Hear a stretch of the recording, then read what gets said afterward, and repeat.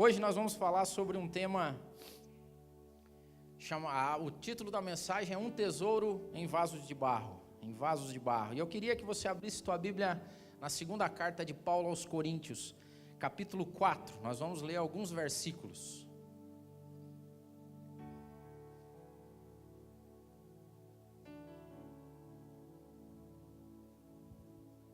Segunda Coríntios, capítulo 4, a partir do versículo de número 7.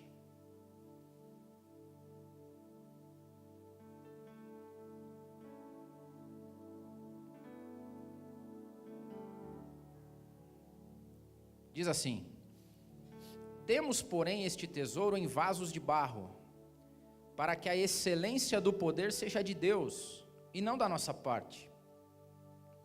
Em tudo somos atribulados, mas não angustiados, perplexos, mas não desesperados, perseguidos, mas não desamparados, abatidos, mas não destruídos. Agora vai para o 16. Por isso não desfalecemos, mas ainda que o nosso homem exterior se esteja consumindo, o interior contudo se renova de dia em dia. Porque a nossa leve e momentânea tribulação produz para nós cada vez mais abundantemente um eterno peso de glória. Não atentando nós nas coisas que se veem, mas sim naquelas que não se veem. Porque as que se veem são temporais, mas as que não se veem são eternas. Hoje eu queria falar com você sobre prioridades. Prioridades. Para que você e eu tenhamos um mínimo de sucesso na vida, de bem-estar na nossa vida, a gente obrigatoriamente tem que ter uma relação muito clara com prioridades. Porque prioridades definem o jeito que você vive, todo santo dia. Se a gente fosse colocar numa escala, e para nós, talvez, que somos cristãos, fique mais fácil isso. Em primeiro lugar na nossa vida está Deus, está o reino de Deus. Isso a gente busca antes de qualquer coisa. Se bem que na teoria é facinho falar isso, né? Mas quanto do reino a gente se preocupa durante o dia? Foi a ministração que o Tico fez aqui, falando sobre a nossa rotina, o quanto isso nos atrapalha. Lava a roupa todo dia, depois tem roupa para lavar, nasce de novo, as louça na pia. Mas será que a gente, no final do dia, a gente leva em consideração Deus ou não? Mas deveria, porque em primeiro lugar está Deus. Depois vem você mesmo. Porque é amar a Deus sobre todas as coisas e ao teu próximo como a você mesmo. Se você não se ama, não tem condição de amar ninguém. Um dos grandes problemas hoje, quando a pessoa se sente totalmente complexo de inferioridade, ansiedade, depressão, é que ela não gosta dela. Se ela não gosta dela, ou se ela tem críticas severas sobre ela mesma, como é que ela consegue gostar dos outros? Não é possível. Eu sou consultor, às vezes dou treinamento nas empresas, e quando eu falo de autoconhecimento, eu faço 3 perguntas básicas para que o pessoal responda. Até vale a dica para você. O que você acredita, quais são os seus medos e quais são os seus desejos. Se você responde essa pergunta, quais são as tuas crenças, os teus medos e os teus desejos, dá para conhecer muito bem quem é você. Invariavelmente, a resposta que as pessoas colocam hoje quando fala de medo, as pessoas têm medo de não cumprir tudo aquilo que as pessoas esperam dela. Do que o marido espera, do que a esposa espera, do que o pastor espera, do que o patrão espera, do que os filhos esperam. Tem medo de não estar à altura. E se você não gosta de você, dificilmente você vai gostar de outra pessoa. Então, na prioridade é primeiro você, antes dos outros. Depois de Deus, mas antes dos outros. Depois que você gosta bem de você, que você tem um papel claro da importância que você tem, o quanto Deus te ama, você consegue irradiar isso para os outros. Então é muito importante que você tenha isso. Em prioridade, teu esposo ou a tua esposa. Só depois os filhos também. Porque um dia eles vão te deixar. Deixará o menino, pai e mãe, o homem, pai e mãe, vai se juntar com uma mulher e formar uma outra família. A relação que deve ser duradoura é a relação tua com o teu esposo, com a tua esposa. Bom, prioridades é fundamental. Só que esses problemas que nós, como pessoas, temos com prioridades, a igreja também tem, sempre teve. Esse era o problema de Paulo com o pessoal de Corinto. Por quê? Por que ele usou essa expressão?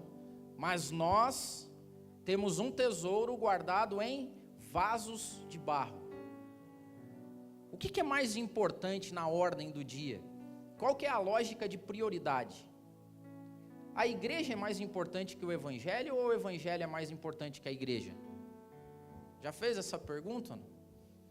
Sabe por quê? Porque nós estamos há milhares de anos distantes do começo da igreja. E quando Jesus começou, Jesus teve a ideia de começar um movimento. Embora tenha gente que demonize a palavra movimento. Mas por mais que você demonize, o cristianismo é um movimento, não é uma instituição. Jesus começa um movimento. Só que Jesus começou um movimento com uma galera muito simples. Jesus era muito ruim de marketing. Como é que é, Dedé? Eu tenho um problema com ironia, vocês já sabem disso. Tem que colocar, Gui, quando a mensagem for para o Facebook, você coloca uma legenda embaixo. O Adeildo está sendo irônico, porque senão vai dar problema.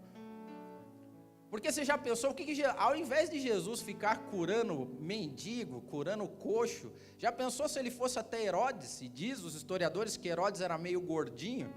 Se Jesus chega para Herodes e faz uma operação de maravilhas e deixa Herodes com o abdômen tanquinho, não ia ser mais bacana para a expansão do evangelho? Vai que Jesus deveria sair curando os poderosos e usando eles, porque daí ia ser mais tranquilo expandir o evangelho.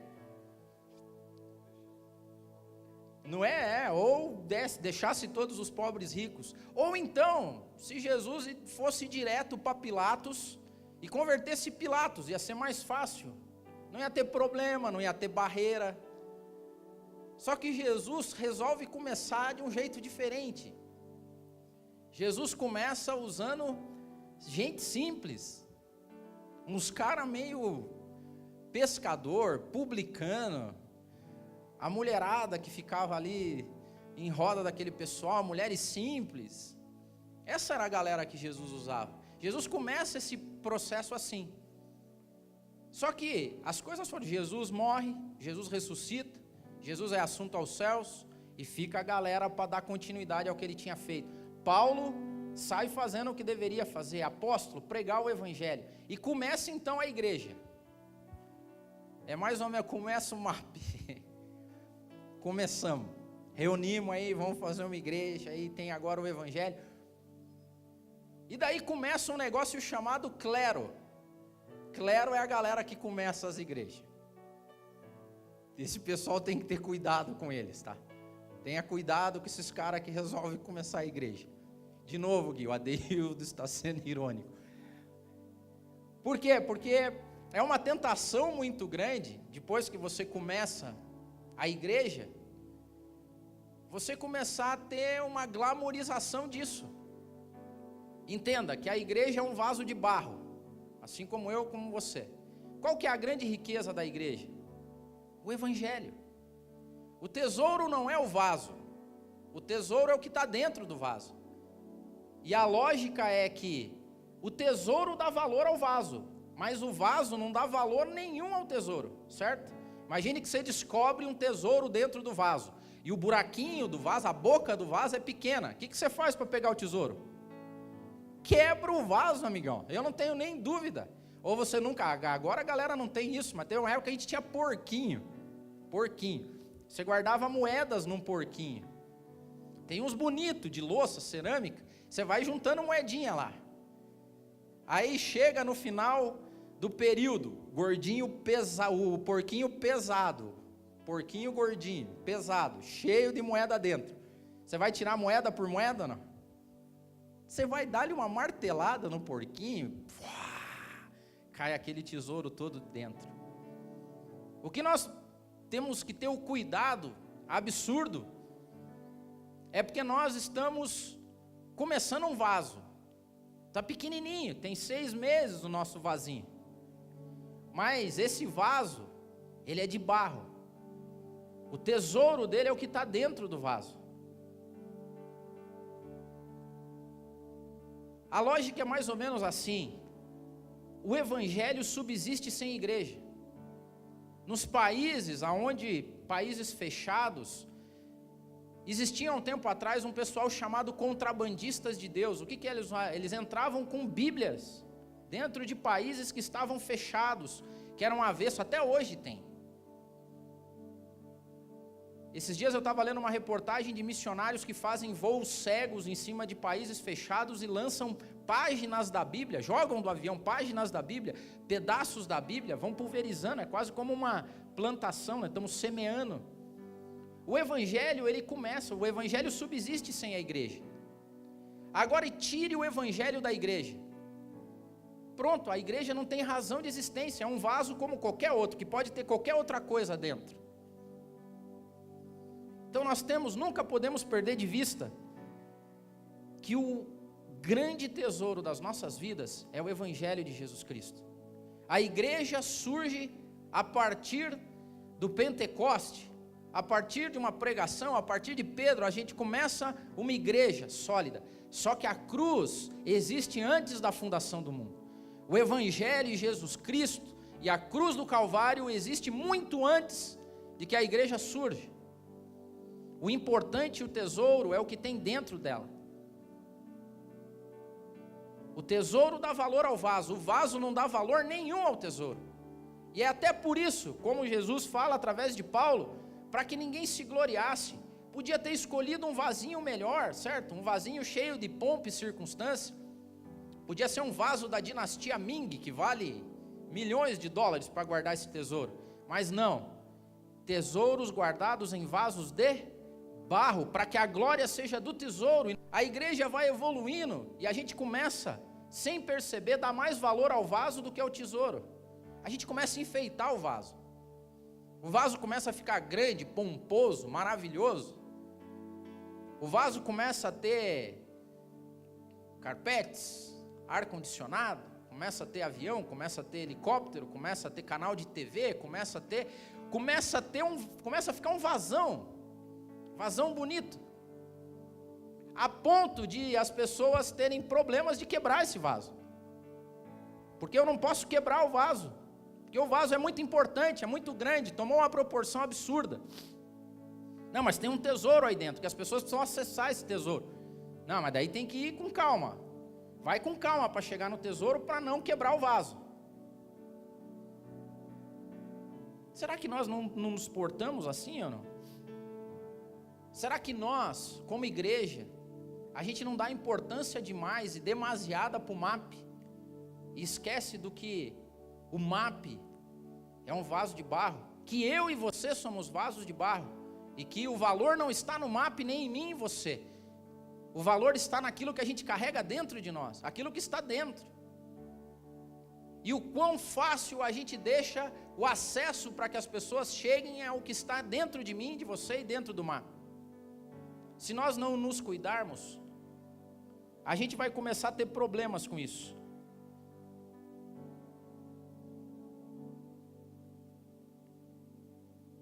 E por que essa palavra é muito importante? Porque é uma tentação para nós. É uma tentação dar valor demais ao vaso. É uma tentação. Nós estamos estudando nas quartas-feiras sobre tentação. Se você não foi no MAP na quarta-feira, faça um esforço. Nós estamos falando sobre tentação. E a gente está usando uma alegoria de C.S. Lewis, de um livro dele chamado Cartas de um Diabo ao Seu Aprendiz, onde um diabo sênior dá dicas de tentação ao diabo júnior. E vai ter um capítulo mais à frente que a gente vai estudar, onde C.S. Lewis fala da glutonaria, da tentação da glutonaria. E ele não fala que às vezes a glutonaria não é o tanto de comida que você come, mas ela começa pela gastronomia elitizada. Sabe aquele negócio? A hora que o teu paladar começa a ficar tão fino, tão seletivo, que aquela carne que a tua esposa faz já não está mais no ponto. Não, você veja bem, você não selou a carne. Veja bem, isso aqui não pode. Não, mas você colocou que hora? O alho antes do óleo, ou o óleo antes do alho, porque ficou um gosto assim meio... Não, eu gosto mesmo é de um agridoce mais, assim, essa salada só está com sal e azeite, seria legal se a gente tivesse uma pitada de agridoce, talvez um final mais cítrico. Aí você começa a olhar as coisas com uma outra visão, uma visão mais rebuscada. Será que a gente não começa a fazer isso com o Evangelho? Será que a gente não começa a olhar para as coisas e falar assim, cara, é muito simples esse negócio. Não é possível que a tua mensagem seja tão simples assim. Eu quero mais, só que isso não tem nada a ver com o Evangelho, isso tem a ver com vaso. E sabe o que começava a acontecer em Corinto? Da mesma forma. Uma igreja nova, formada, daí a galera dizia assim, não, eu gosto mais da palavra de Paulo. Paulo é o cara. Eu sou da facção de Apolo. Apolo é mais instruído e tal. Não, eu gosto de Pedro, porque Pedro é mais combativo. Começa a ter facção. Tem a facção de Paulo, a facção de Apolo, a facção de Pedro. Como começa a ter a facção do MAP, a facção do outro. Até pelo amor de Deus, se vocês usam a palavra mapiano, esqueçam isso. Pelo amor de Cristo. Nós não somos mapianos, nós somos cristãos. Combinado? Então se alguém falar assim, é mapiano, eu falo, não sou mapiano, sou cristão. Tem uma lógica por trás disso, e daí Paulo podia ter entrado nessa briga. Não, veja bem, eu vou explicar quais são os propósitos meus na hora de pregar o Evangelho, que contrapõe um pouco o que Apolo diz e que Pedro veio dizendo. Não, Paulo saiu, que isso aí é um ledo engano, tá? Se você é daqueles que gosta de ficar discutindo a interpretação do Evangelho segundo os batistas, segundo os assembleanos, segundo os mapianos, não, porque não existe mais. Pare com isso. Paulo resolve esse negócio falando assim, não é por aí, gente. Vocês estão indo pelo caminho errado, porque vocês estão discutindo vaso. E a gente não deve discutir vaso, a gente deve discutir o tesouro que tem dentro desses vasos. E daí ele profere essa maravilhosa palavra. Porém nós temos, porém, este tesouro em vasos de barro, para que a excelência do poder seja de Deus, e não nossa. O poder não está no MAP, nem em mim, você, o poder está em Deus. A beleza do Evangelho é o Evangelho em si, não é a forma que a gente dá para ele. Não é o jeito que eu prego, que o outro fulano prega, que um canta, que outro canta, a liturgia que é feita, a beleza está no Evangelho, é o tesouro, não é o vaso. E daí Paulo começa dizendo, qual que é a primeira lição que ele nos dá? Primeiro, Deus usa simplicidade, é vaso de barro mesmo. E Paulo diz o seguinte, escrevendo essa mesma igreja em Corinto, ele assim, na primeira carta dele, irmãos, Deus não chamou muitos sábios, nem poderosos, nem nobres. Lembra que eu falei que Jesus é difícil, não tem muito as manhas do marketing? Jesus, para expandir o evangelho dele, sabe quem que ele escolheu? Você. Não é o televangelista televisivo, nem o político da bancada desevangélica. O que ele escolheu foi você, com todas as tuas imperfeições, do teu jeitinho simples, barro do jeito que você é. Jesus é meio louco, cara, porque quem tem um grande tesouro procura um cofre para guardar, um local inacessível. Mas ele, com todo esse tesouro, ele foi escolher o meu e o teu coração para guardar isso. Ele foi escolher um agregado de pessoas falhas, cheias de problema, de imperfeições, inconstantes. Foi esse que ele achou. Os maiores testemunhos do Evangelho não vêm da televisão. Os maiores testemunhos do Evangelho vêm do teu dia a dia. O maior testemunho cristão dos Estados Unidos dos últimos tempos, sabe o que foi? É um conhecido caso Amish. Sabe a comunidade dos Amish? Que vive totalmente isolada. São cristãos puritanos, costuram as roupas deles, vivem lá debaixo nas suas comunidades. Alguns anos atrás, um estuprador invadiu uma comunidade Amish estuprou e matou algumas meninas. Foi condenado, foi julgado, foi condenado à morte. Você sabe o que a comunidade Amish fez? Se reuniram e decidiram manter a família do estuprador. Garantir grana para que as filhas dele tivessem acesso à faculdade. E não deixaram faltar nada para a família dele. Não sei se você sabia disso, mas isso aí é pouco comentado, parece. Deus usa o simples.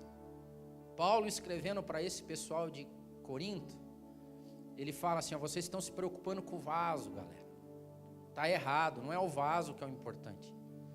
O importante é o que está dentro do vaso. Para que a glória seja de Deus e não do vaso. Engraçado que eu estou falando vaso, né? Esse é palavreado crentez. Quando alguém falar, e aí vaso? Você responde, de barro. E aí vaso de barro? Paulo diz assim, olha, Deus escolheu as coisas loucas desse mundo para confundir as sábias. Deus escolheu as fracas para confundir as fortes. Deus escolheu as desprezíveis, as que não são, para confundir aquelas que são, para que nenhuma carne se glorie. O tempo foi passando e nós fomos enchendo esse vaso de penduricalho, uns vasos bonitão, cara.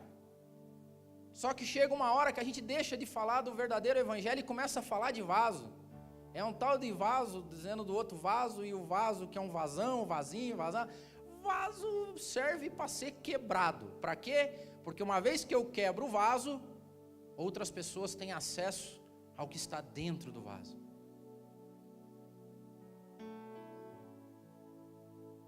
Ah, mas eu sou desprezível, Adeildo. Bem-vindo, você é um vaso potencial. Em recursos humanos a gente trata com potenciais, né, Adriano? Então, quando você fala assim, mas eu sou fraco, eu sou desprezível, você tem muito potencial para ser um vaso que carregue um tesouro. Não é doido? É os paradoxos do evangelho que eu me apaixono cada vez mais. Então eu vou passar minha ficha corrida para você. Sou fraco, pobre, desprezível. Então, parabéns. Manda o seu currículo para cá, porque você tem uma bela chance de começar um estágio para ser um vaso que carrega um grande tesouro dentro de você. Deus trabalha com pessoas simples de uma maneira simples. Olha o que Paulo diz também para Corinto.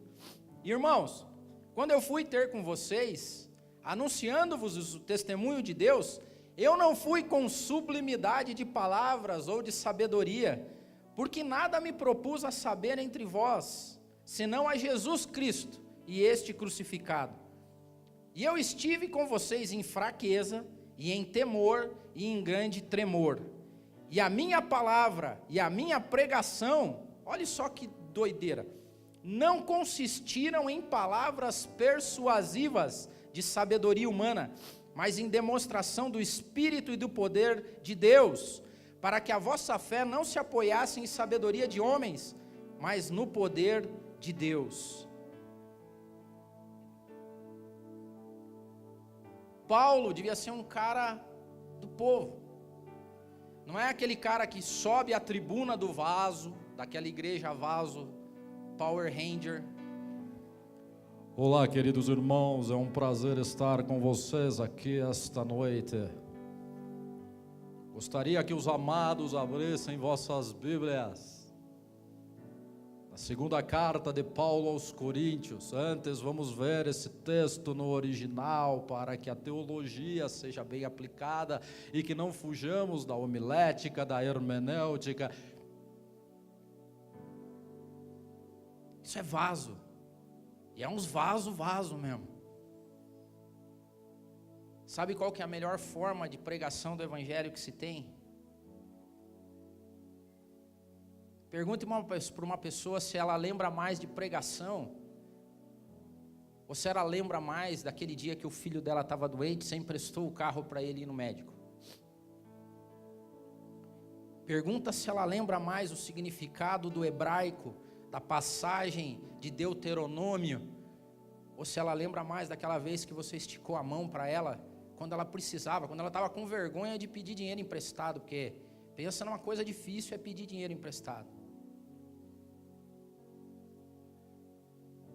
Paulo disse isso, não deem atenção ao vaso, não é o vaso. E outra, não deem atenção a palavras persuasivas de homens, porque a fé de vocês não pode estar baseada em palavras humanas, a fé de vocês tem que estar baseada única e exclusivamente no tesouro que está dentro do vaso, e o nome desse tesouro é Jesus Cristo, e esse Jesus crucificado, morto por teu amor, por amor a você. Como é que nós lidamos com isso? É difícil. Por quê? Porque nós somos tentados a todo dia.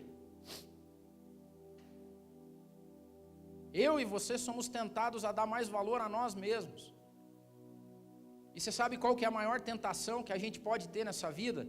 A maior tentação é a mensagem totalmente contrária a isso. É as pessoas começarem a olhar para você e falar assim, mas você é bom mesmo, hein, cara?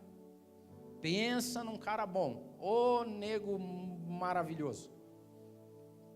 Não, tu fala, meus filhos têm que andar perto de você, porque você é o exemplo a ser seguido. Que coisa maravilhosa. Isso é o início do fim. Você é um vaso mesmo, de barro. E qual que é o teu futuro? Ser quebrado. Para quê? Para que outros acessem o que está dentro de mim. Eu não valho nada. O que me dá valor é o que eu carrego dentro de mim. Eu não dou valor nenhum ao que está dentro de mim. E Paulo termina falando qual que, no final das contas, é a função do vaso. E logo depois ele fala assim, olha gente, entendam o seguinte, nós somos atribulados. Para proteger esse tesouro que está dentro de nós, nós sofremos tribulações, flechas de todos os lados, palavras ruins.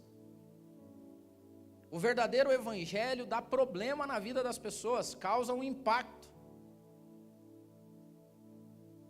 É mais ou menos que nem nós aqui.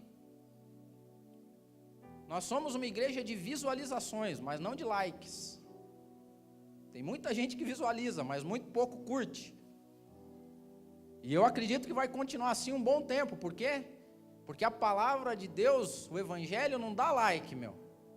Por quê? Porque não tem nada a ver com você, tem a ver com Deus, tem a ver com Jesus, tem a ver com o tesouro, não tem a ver com o vaso.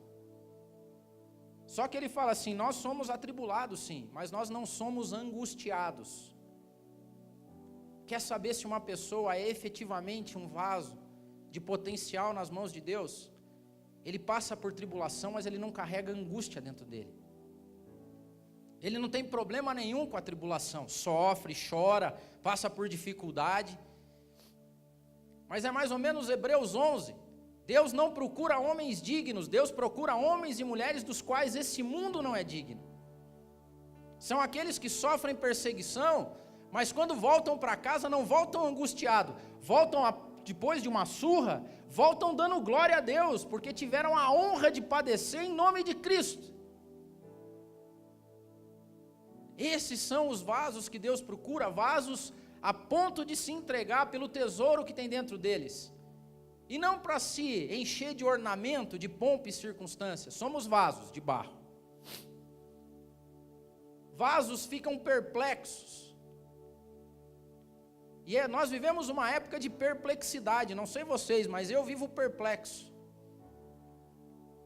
Quando a gente liga a TV e vê que tem filhos contratando os assassinos de aluguel para matar os pais, para roubar os pais.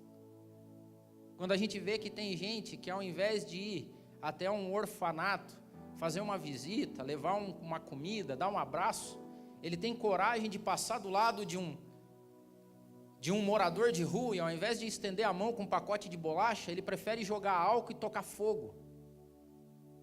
Nós vemos pessoas que, ao invés de ir sadiamente para um campo de futebol, se é que alguma saúde nisso, mas vai lá torcer, ao invés de torcer de boa com a sua família, ele tem coragem de pegar um negócio, um cano de ferro, e bater na cabeça do outro até que o outro morra. A gente vive perplexo hoje. E tem vasos que, como a gente disse aqui, naquele último domingo que eu ministrei, que de tão perplexos que eles são, eles desanimam, largam os betes. Esse mundo não tem jeito mesmo. Esse mundo não tem jeito.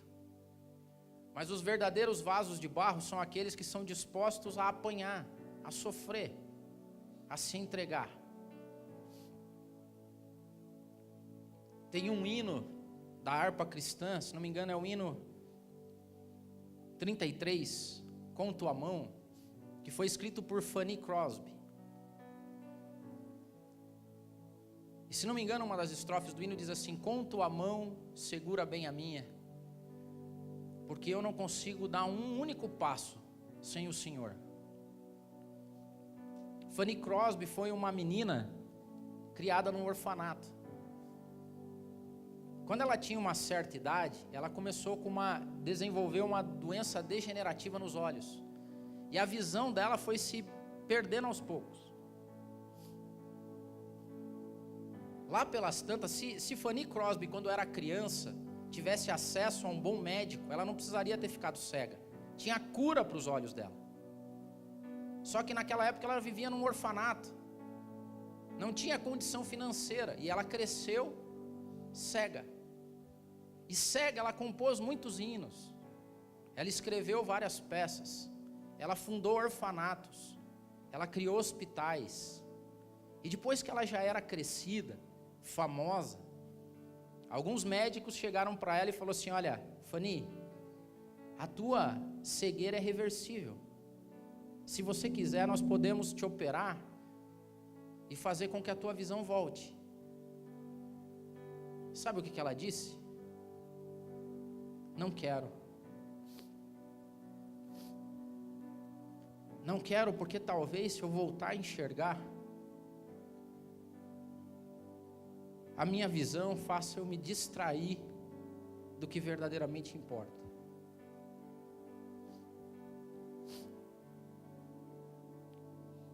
E daí ela compõe um hino dizendo assim: com tua mão segura bem a minha,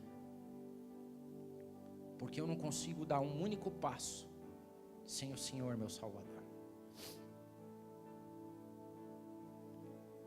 Talvez Fanny se enxergasse, ficasse tão perplexa com as atrocidades desse mundo, que se desanimasse. Mas ela cega conseguiu fundar mais orfanatos, mais hospitais, mais escolas, escrever mais hinos. Isso não desanimou ela. Sabe o que vasos precisam fazer de vez em quando? De barro. Fechar os olhos. Fechar os olhos para a gente deixar de ver toda a pompa e circunstância dos vasos e começar a prestar atenção no tesouro que está dentro da gente. Porque com os nossos olhos a gente está olhando a roupa que o Del está usando, a roupa que a Ju olha, a iluminação do mapa, as letrinhas, se não sei o que e tal, se está tudo bem arrumadinho. Nós precisamos ficar mais cegos para esse mundo, para que a gente deixe de ficar perplexo e não se desanime. Nós somos perseguidos, vasos de barro, verdadeiros vasos de barro, são perseguidos. Perseguição da qual a gente deveria se gloriar. Bem-aventurados são vocês, quando vos perseguirem, vos injuriarem, e juntos disserem todo mal contra vocês. Quando fizerem isso, fiquem felizes. Por quê? Porque fizeram assim com os bons profetas que vieram antes de vocês. É muito pouco incômodo. É muito pouco incômodo. Nós temos que ser mais perseguidos, sim. Tem que ter mais gente falando mal da gente. Porque o verdadeiro evangelho é esse, impacta. Não com as baboseiras religiosas que alguns vasos criaram. Não com toda a pompa e circunstância, não, mas com toda a simplicidade possível. nós vamos continuar dizendo que o nosso verdadeiro Salvador é Jesus Cristo, e a nós só importa uma coisa: pregar o bom e santo Evangelho de Jesus Cristo, e que Ele cresça e que nós diminuamos, que Ele apareça e que a gente seja cada vez menos falado, reconhecido, mas que Ele seja o verdadeiro, Ele é o tesouro. Nós não agregamos nada de valor ao tesouro, só que o tesouro nos transforma em potenciais, que podem afetar esse mundo, essa nação, a tua faculdade, o teu trabalho. Mas Adeildo, eu sou desprezível, fraco, eu não sou nada. Bem-vindo. Você é um potencial. E por último, nós podemos ser abatidos. Podem nos matar, mas não seremos nunca, jamais destruídos. Toda vez que eu olho minha vida e o conforto que eu tenho hoje, eu coloco ela em perspectiva com os irmãos nossos dessa época. Numa época onde aceitar Jesus Cristo não significava emprego bom, não significava que você ia ter mais comida na mesa, significava que aceitar Jesus Cristo, a sua casa ia ser invadida, seus filhos iam ser assassinados na tua frente, você ia ser lançado para ser comido por leões, você ia virar tocha viva para alegar os encantos de um imperador maldito. Pessoas que eram fritas em óleo fervente, que tinham seus corpos arrastados atrás de bigas, até que a pele lhes faltasse ao corpo, decapitados, crucificados, abatidos. Eles foram sim abatidos, mas o historiador diz que a cada gota de sangue de um cristão que caía na arena, eram outros 10 que aceitavam a Jesus Cristo. Porque um bom vaso serve para ser quebrado. O bom vaso serve para ser quebrado e destruído, para que outras pessoas tenham acesso ao tesouro que está dentro dele. Não tem a ver com o vaso, tem a ver com o tesouro dentro dele.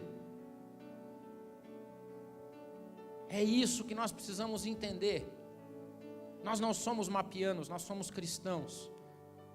Nós somos vasos sim de barro, para quê? Para ser destruído. Para que nós diminuamos, para que a cada dia nós sejamos menos, e que outros tantos tenham acesso a um tesouro que nós recebemos. E Deus procura esse tipo de vaso. Há um tesouro disponível. E a Bíblia diz que Deus procura esses. O que tem de vazão aí, cheio de penduricalho, com fios de ouro, dinastia Ming, aparecendo na televisão todo dia, nas capas de jornais e revistas. Oh, cada vazão bonito. E o que Deus quer? Os mais loucos, os mais desprezíveis, aqueles que não são, aqueles que as pessoas olham e não dão nada. Aí Deus vem lá e coloca um tesouro dentro deles, para que coisas comecem a acontecer através da vida desses vasos. E quando ele chegar lá no final, e quando tudo começar a dar certo, ele possa dizer: eu só sirvo para uma coisa, para ser quebrado agora. Não é assim que Paulo termina ali dizendo? O nosso corpo vai ficando cansado. Nós vamos ficando cada vez mais velhos, mais cansados, artrite, artrose, o tempo vai passando, e que bom que seja assim. O nosso corpo exterior, ele vai se definhando, mas aquilo que a gente traz dentro de nós é como um renovo dia a dia. Cada dia mais forte, cada dia mais forte, mais forte, mais forte, até o dia que o vaso não suporta mais. Só tem uma alternativa: ser quebrado totalmente. Até o dia que aquele tesouro todo que estava lá dentro tinha que ser, o corpo externo tinha que ser colocado numa cruz, tinha que ser açoitado, porque através das pisaduras dele nós fomos sarados. Hoje de manhã eu mandei uma mensagem para o Daniel, que esteve com a gente ontem lá no lar. Ontem o Daniel estava lá no lar, E eu só observando como é que tudo estava rolando. A Joyce e as meninas sentadas numa mesinha, contando. O Daniel tá aí, não? Olha lá o Daniel. O Daniel é da Assembleia de Deus. O Daniel, na verdade, ele é cristão. Ele não é assembleiano. Nós não somos mapianos. O Daniel congrega na Assembleia. Ele foi com a gente ontem. E a Joyce e as meninas contando histórias. E tinha uma menina bem agitadinha de chupeta. E ela falava, e ela conversava. E ela, pequenininha. Lá pelas tantas, o Daniel pegou ela no colo. E a historinha rolando. De repente, ela começou a fazer carinho no cabelo do Daniel. Aí ela começou a coçar a orelha. Aí ela foi se aconchegando. E a historinha rolando, as meninas entregando doce e tal. E ela foi se acalmando, se acalmando. E eu de longe observando. A agitação foi passando. E a coisinha foi, e aquilo ali. Quando vê, ela caiu num sono profundo no colo do Daniel. E ficou agarradinha lá, tempão, dormindo.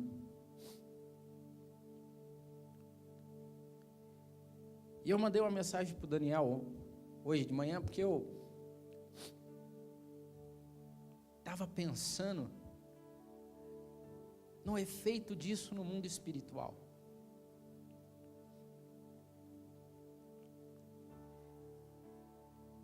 Numa época de vasos rebuscados, de igrejas maravilhosas, ar-condicionado, carpete, estacionamento, um monte de eventos, pessoas entrando e saindo, 5 cultos no domingo, palavras maravilhosas, rebuscadas de toda a teologia possível.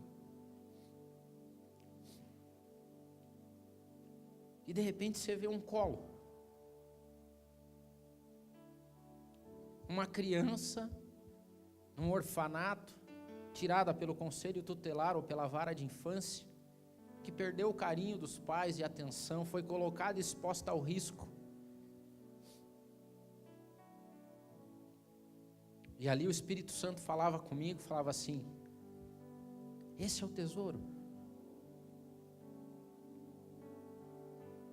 Esse é o tesouro.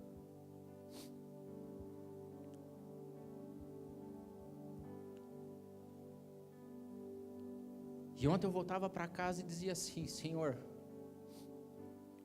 só tem um motivo para a gente existir. Paradoxo do Evangelho.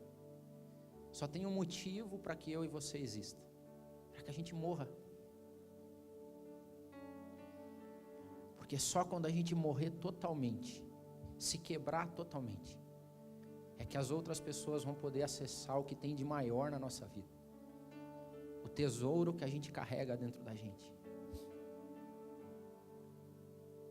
E a minha oração nessa manhã é que nós sejamos sempre simples, humildes, apesar de toda a tentação que o diabo vai nos dar. Eu tenho fé que nós vamos mudar para um outro local. Eu tenho fé que o MAP vai ser grande. Mas eu tenho fé também e oro a Deus de que tão grande que ele seja muito pequeno. E eu peço e oro a Deus, no coração de nós que estamos à frente do trabalho, que se algum dia o nosso Deus chegar para a gente e falar assim: é hora de quebrar. É hora de quebrar o porquinho, seja de todos. Que a gente não fique apegado ao porquinho e ao vaso, mas que a gente sempre entenda que o valor maior de tudo isso é Jesus Cristo, é o Evangelho. Que Ele cresça e que a gente diminua, que a gente desapareça, até o ponto que a gente possa ser colinho gostoso, para que outras pessoas possam vir, descansar e dormir um sono de carinho e amor, e entender que não tem nada a ver comigo nem com você, tem a ver com Jesus Cristo. Então se coloque em pé, eu queria orar com você.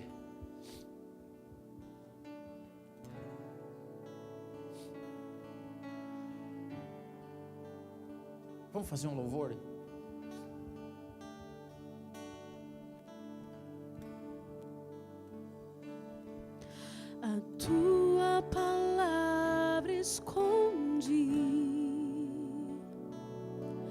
guardada no meu coração, pra eu não pecar contra ti, Senhor. A tua palavra escondi, minhas vestes no sangue lavei, e das tuas águas bebi, pra ser uma oferta agradável a ti. Minha vida a ti consagrei, meus dons e talentos são pra te servir, meus dons preciosos são teus. Não vejo razão na minha vida sem ti. Tu és meu Senhor e meu Deus. Assim como o fogo refina o ouro, vem tua obra em mim completar, até que o mundo possa ver tua glória em meu rosto brilhar. Oh, a tua palavra escondi, guardada no meu coração, pra eu não pecar contra ti, Senhor. A tua palavra escondi, ó Senhor, minhas vestes no sangue lavei, e das tuas águas bebi, pra ser uma oferta agradável a ti. Minha vida a ti consagrei. Cante a Ele. Meus dons e talentos são pra te servir, meus dons preciosos são teus. Não vejo razão na minha vida sem ti. Tu és meu Senhor e meu Deus. Assim como o fogo refina o ouro, vem tua obra em mim completar, Senhor, até que o mundo possa ver tua glória em meu rosto brilhar.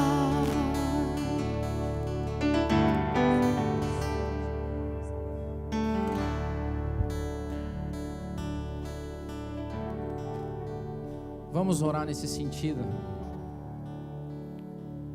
Esses tempos atrás eu estava lendo uma biografia do Billy Graham. E o Billy Graham já foi conselheiro de presidentes da República dos Estados Unidos, conselheiro dos homens mais poderosos do mundo. E ele conta que uma vez ele estava na Casa Branca, pegou um elevador, e uma senhora disse que olhou ele e começou: Billy Graham, Billy Graham, Billy Graham, Billy Graham.